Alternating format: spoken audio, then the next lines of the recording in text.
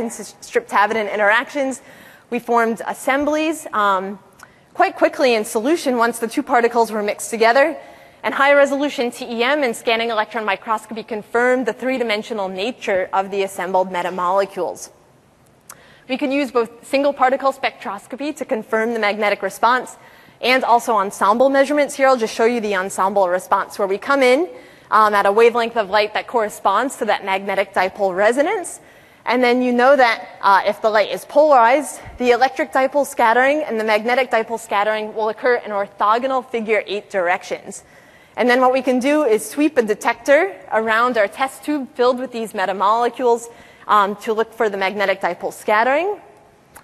Here we have our control sample where the particles are not assembled. And then we have our assembled particles that show strong electric dipolar scattering at a wavelength of 630 or so nanometers, and also strong magnetic dipole scattering, where the strength of the magnetic dipole is about 12% of the strength of the electric dipole. It doesn't sound like a lot, but it's actually quite a bit for a nanoscale system at optical frequencies.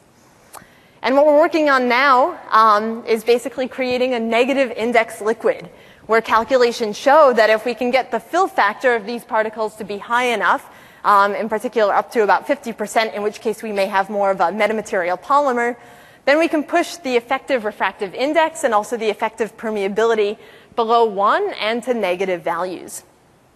Okay, so I'm in the last minute or so of my presentation, and I've shown you basically how quantum effects and also magnetic responses can impact the far-field optical response of materials.